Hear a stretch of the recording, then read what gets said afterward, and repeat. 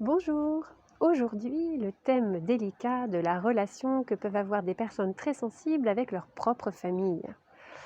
En fait, lorsqu'on est dans une hypersensibilité, on peut se sentir victime de son propre système familial. On peut par exemple avoir l'impression de porter un fardeau invisible que personne ne voit. On peut aussi se placer dans un positionnement de faire les choses par devoir, pour faire plaisir aux autres, pour protéger les autres, mais dans un avec un manque de liberté et puis du coup, une espèce de souffrance intérieure qui peut être exprimée ou pas, vis-à-vis des autres en fait.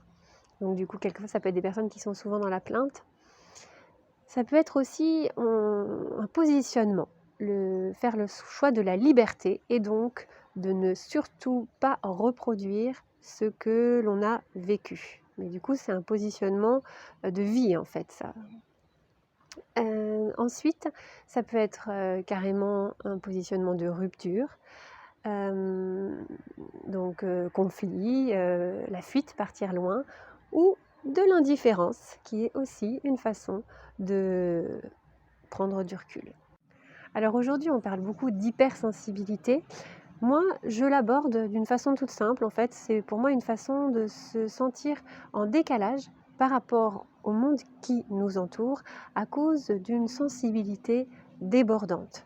Et donc, ce décalage, il va se manifester dans le système familial de façons qui peuvent être différentes les unes des autres. Nous avons tout d'abord les moutons noirs.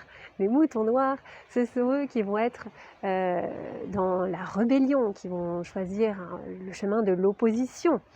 Et voilà, ils vont faire des choix de vie, par exemple, ils vont choisir un métier interdit dans la culture familiale. Ils peuvent partir très loin à l'étranger. À l'adolescence, ça peut être évidemment la cata pour les parents. Donc là, on peut imaginer toutes sortes de façons de s'opposer, mais ça peut être aussi dans le mariage en fait, ou dans le fait de se mettre en couple avec une personne qui n'est pas de la même culture, qui n'est pas des mêmes origines sociales, enfin une volonté quelque part de faire bouger les choses. Et puis il y a un autre positionnement qui est celui de, je dirais plus de la soumission en fait. Ce sont des personnes qui ne vont pas vouloir déranger le système et du coup qui vont prendre sur elles ce qui ne va pas. Peut-être parce que d'ailleurs il y a déjà eu quelqu'un derrière eux qui s'est rebellé et que du coup ça n'a pas arrangé les choses ou que ça a fait souffrir d'autres membres de la famille, mais voilà, ou parce que c'est dans le tempérament de cette personne de voilà, plutôt vouloir prendre sur elle que de se rebeller. Et donc ça va se manifester par une souffrance intérieure, comme je le disais. Ça peut être aussi de la somatisation, quelqu'un qui a toujours un pet de travers, voilà, voilà, je sais pas, des migraines, des maux de ventre, voilà, où à chaque fois il y a une partie du corps qui réagit, qui dit: ça va pas, il faut faire quelque chose». Voilà. Donc, dans les 2 cas, il y a vraiment un positionnement par rapport à la liberté, en fait. Comment se libérer de ce poids? Comment faire? Parce qu'on peut avoir, l'impression d'être fou parfois et puis on peut aussi se rendre compte que, le fait de fuir, de couper les ponts, bah, ça n'arrange pas les choses. Il y a toujours un moment où le passé, va nous rattraper. L'exemple aussi le plus flagrant, c'est que la personne à qui on ne veut surtout pas ressembler, on peut se rendre compte à un moment dans sa vie que cette personne, on la retrouve au fond de soi. Pas terrible. Alors, que faire, que faire?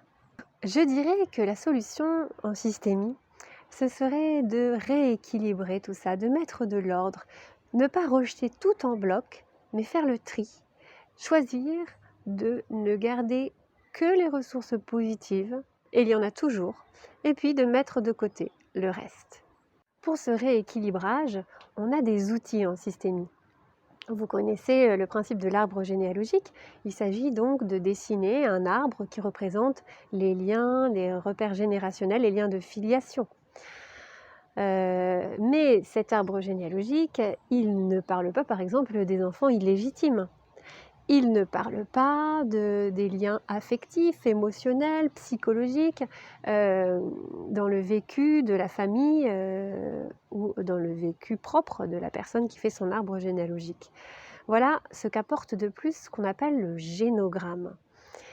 Et donc le génogramme permet de comprendre sur quelle base une personne s'est construite et qu'est-ce que du coup elle a envie de garder sur cette base-là, une fois qu'elle a compris un peu les enjeux. Et puis moi, ce que je propose, une fois qu'on a construit cet arbre généalogique, eh bien c'est de planter, de créer un nouvel arbre.